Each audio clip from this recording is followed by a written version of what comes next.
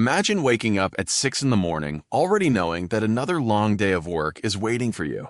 You spend 8 hours at your job. Maybe you're in an office. Maybe you're working in a factory. Maybe you're driving for a living. And when payday finally arrives, you feel relieved. Your paycheck hits your bank account, and for a moment you think, I'm finally getting ahead. But then reality starts taking its share. Rent, car payments, insurance, student loans, groceries, electricity. And somehow, before the month is even over, most of your paycheck is gone. Then next year, you get a 4% raise. Sounds good, right? Except your rent went up 7%. Your groceries became more expensive, your insurance costs more, and suddenly, that raise doesn't feel like a raise anymore. You walk through the grocery store and notice something strange. The same products you bought last year now cost more. You sit at the kitchen table looking at your bills, wondering where all your money went. And eventually, you ask the question, why am I working harder, earning more, and still feeling poorer? To understand the answer, let's forget about America for a moment. Let's imagine a tiny island with only 10 people. On this island, there are no banks, no factories, no credit cards, no Wall Street. Just people, land, and the ocean. There are 10 people living there, and every person needs one fish each day to survive. That's all the economy really needs to accomplish: produce enough useful things for people to live. But there's a problem. Nobody has a fishing net, so they catch fish with their bare hands. On a good day, one person can catch 2 fish, one to eat, one to save. The island survives, but nobody's getting rich. And this gives us our first important economic lesson. Imagine someone suddenly arrives with 1 million pieces of paper called money. Would the island instantly become 1 million times richer? Of course not. The island still has the same number of fish, the same amount of land, the same number of houses, and the same number of people. The paper itself isn't wealth. The real wealth is the island's ability to produce things people actually need. And that brings us to one of the most important ideas in economics: productivity. One day, our main character has an idea. Instead of spending the entire day catching fish, what if he spends that day building a tool? So he makes a difficult decision. He stops fishing. For one entire day, he works on something that won't feed him today. He gathers rope. He works. He weaves. He builds. By sunset, he's exhausted, and tomorrow isn't guaranteed. But he's made a sacrifice. He gave up consumption today for greater production tomorrow. The next morning, his fishing net is finally finished. He walks into the ocean and throws it into the water. And suddenly, everything changes. Instead of catching 2 fish by hand, he catches 10. Same person, same ocean, same number of hours, but a completely different level of output. That's productivity. The net is what economists would call capital. Capital is not simply money.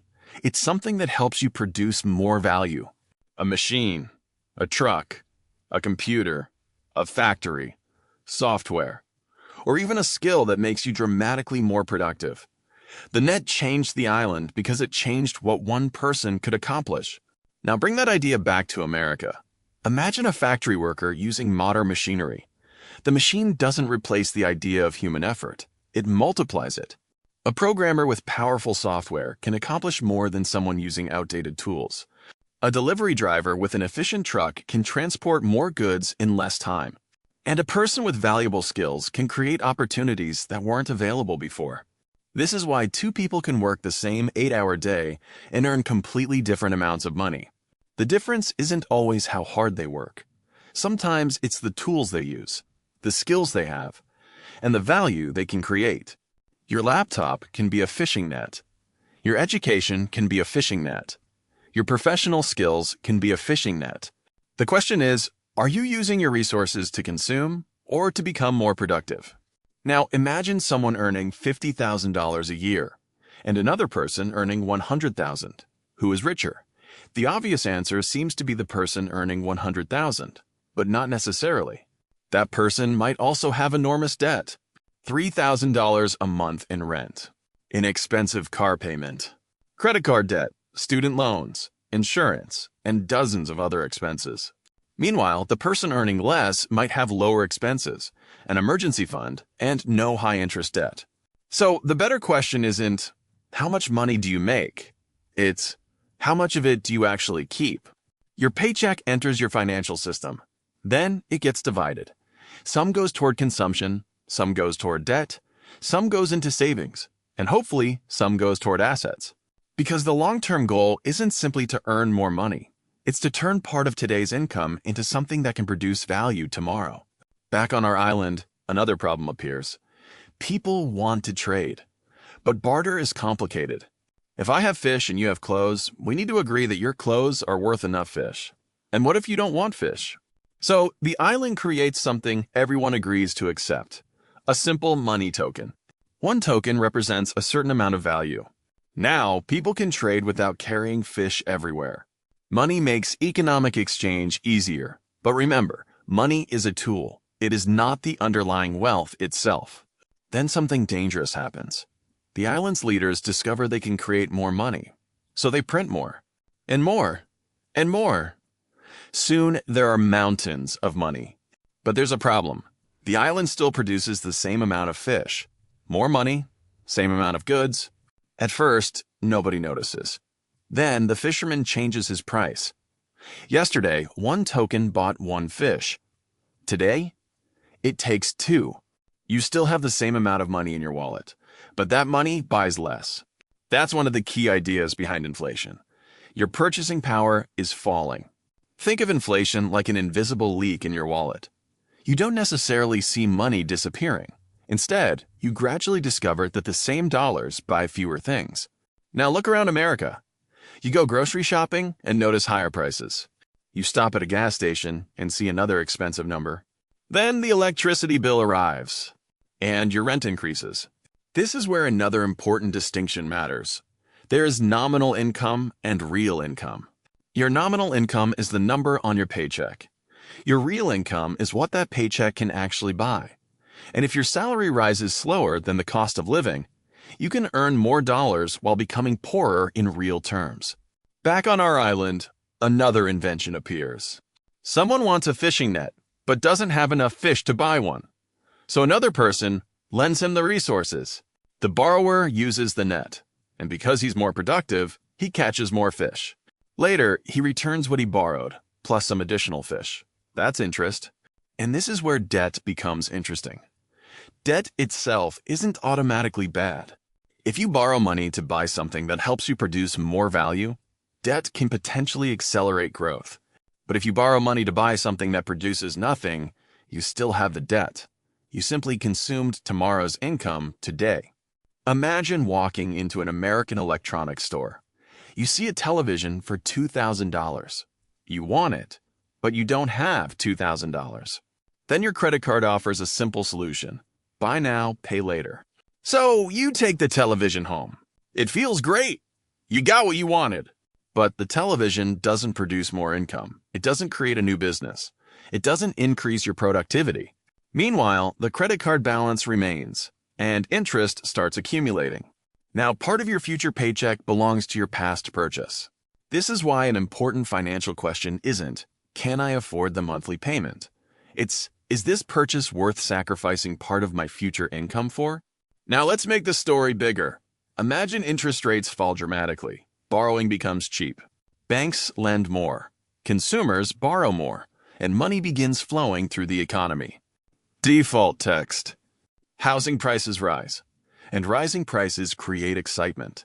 People begin thinking, if I don't buy now, I'll never be able to afford a house. So they bid even higher. Prices continue climbing, and a giant housing bubble begins to form. But here's the dangerous part. Asset prices can rise much faster than the underlying productive economy. A house can become dramatically more expensive without the economy producing dramatically more value from that house. And when borrowing becomes more expensive, the entire system can start moving in reverse. This brings us to one of the most important economic events in modern American history, the financial crisis of 2008. The housing market collapsed, mortgage problems spread through the financial system, businesses and families were hit, and what looked like separate problems became connected. Debt, leverage, housing, banks, and eventually, the broader economy. The lesson wasn't simply that houses can fall in price. The deeper lesson was that a highly interconnected financial system can amplify risk. When confidence disappears, problems can spread extremely quickly. So what does any of this have to do with you? You can't control inflation, you can't control interest rates, you can't control the Federal Reserve, and you certainly can't control when the next recession arrives. But you can control the net you're building, your skills, your education, your experience, your ability to create value. You can build savings, reduce dangerous debt, acquire productive assets, and develop skills that make you more valuable in the marketplace. Because economic storms will always happen. Markets will rise, markets will fall, inflation will come and go, interest rates will change. But someone with strong skills, financial discipline, and productive assets has more room to adapt. So the next time you receive a paycheck, don't just ask, how much did I make? Ask, how much did I keep? How much did I invest? And most importantly, what am I building that can produce value tomorrow? Because money is not wealth. A big paycheck is not financial freedom. And working harder isn't always enough. The real goal is to build your own fishing net, so that when the economic tide changes, you still know how to catch your own fish. Thank you so much for watching. If you found this video helpful, please leave a like, subscribe to the channel, and turn on notifications so you don't miss our next videos. Your support really helps us create more content about money, business, and financial freedom. See you in the next video.